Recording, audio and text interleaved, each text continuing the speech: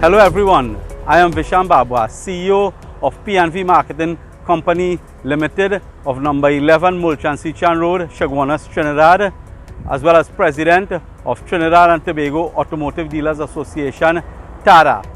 I have been in the automotive business for 36 years and have been the President of TADA for the past 10 years.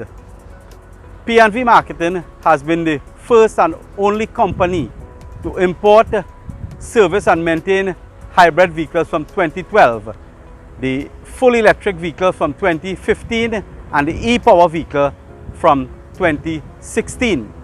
Since I have pioneered the transition from non-hybrid vehicles to hybrid and electric vehicles in Trinidad and Tobago, I have composed a video to demonstrate to you how an electric vehicle is serviced and what has to be done with relation to this vehicle. In this case, we are going to use a Nissan Leaf.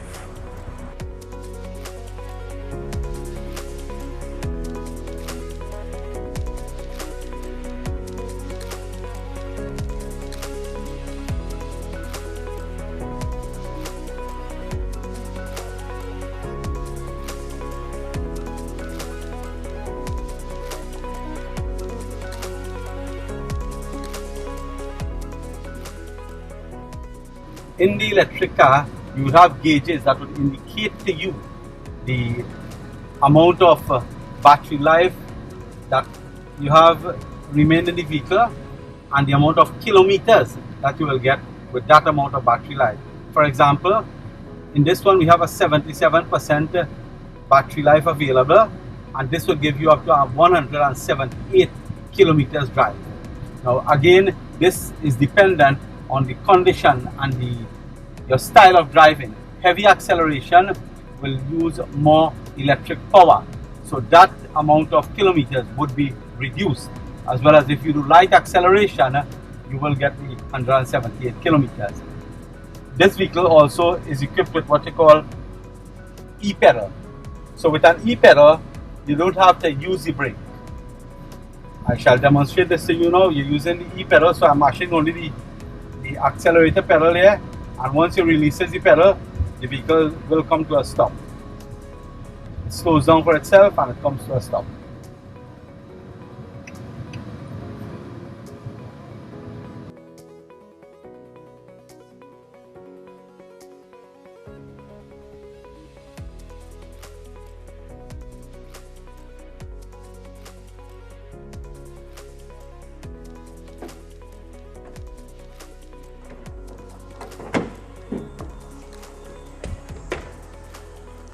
Right, so we are now going to talk about the service and what is required to maintain an electric vehicle.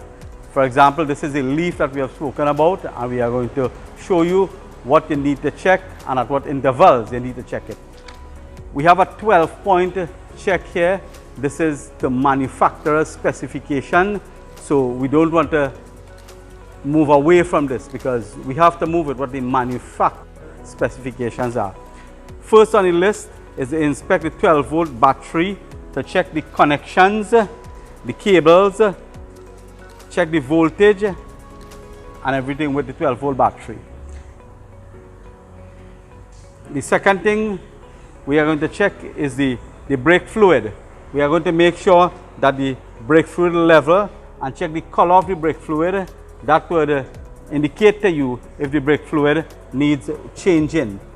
So you check the brake fluid and you make sure it is the optimum level and the color is good. The third is the coolant. Now these vehicles don't really require a coolant to cool the battery or the engine as such. The coolant is there just to cool the motor, which does not generate too much heat. But you must check the coolant to make sure that is up to maximum level.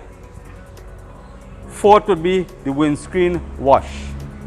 This is very important because of the conditions of the road. You need to check your windscreen washer to make sure The water again is up to optimum level.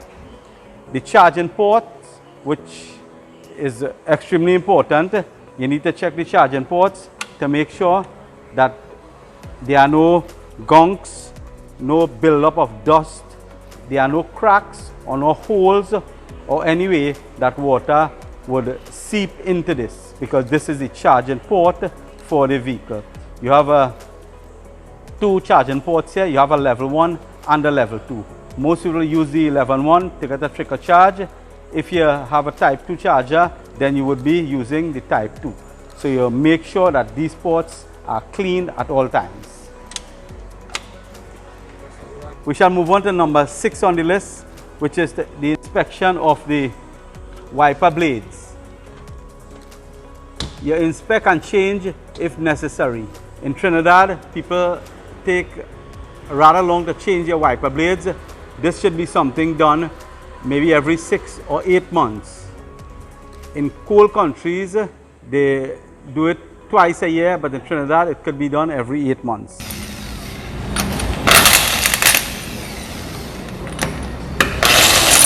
We move on to number 7 now. So we are going to check caliper and brake pad. You're going to take the brake pad out, have the caliper cleaned, have the brake pad cleaned. You're also going to grease the pins, make sure the shim and everything is clean, so the brakes would be working to an optimum level. Then you will have to move on to where you have to check the boots, the drive shaft boots, and all the boots, the suspension, all the links, axle, and everything that operates the suspension. You check the strut to see if there's any leak or anything abnormal with it, that you'll have to have it done. Although it's a electric car, it still has a conventional suspension. So you must have the suspension checked at regular intervals.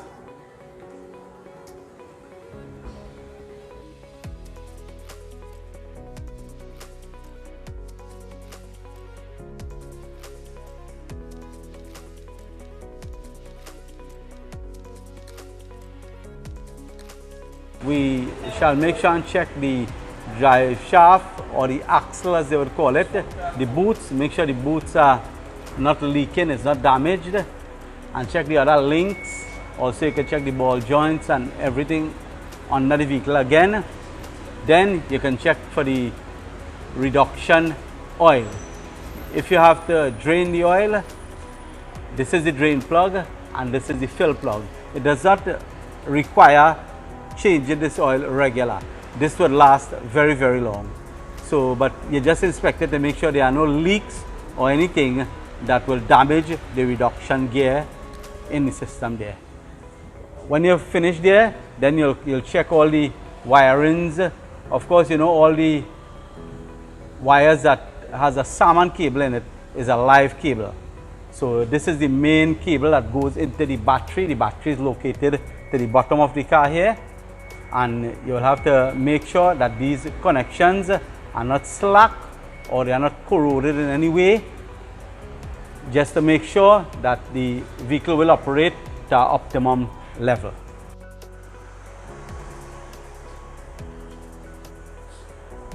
Another part of the inspection, whenever you go to have your car inspected, you have to make sure and have the lights inspected, make sure the bulbs are working, the lens are not damaged, they are cleaned and in proper working condition.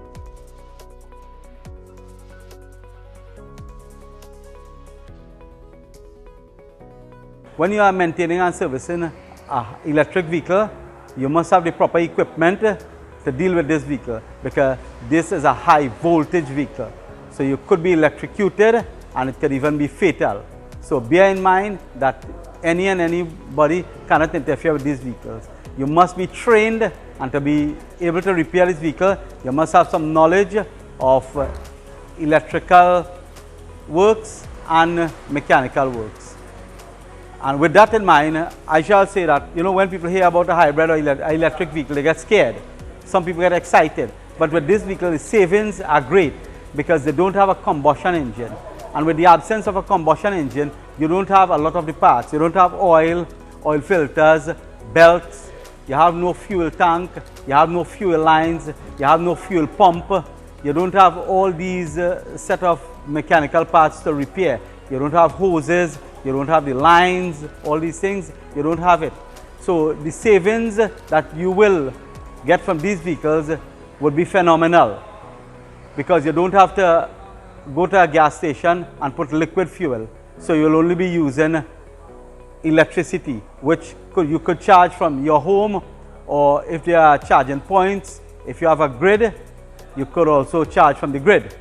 So you know, the savings that we are telling you about with an electric car is great, more than 80 or 90% compared to a conventional gasoline engine vehicle. You know, so we are trying to promote this and to get this around the Caribbean region and in Trinidad, and we would like people to gravitate towards it, because it is the way we have to go. It is the environmental issues, it is the health issues we are talking about, and it is the issues of finances, personal finances. Right now, persons are going through a very difficult time, and if you are really looking to save money, I think this is the way that you should go.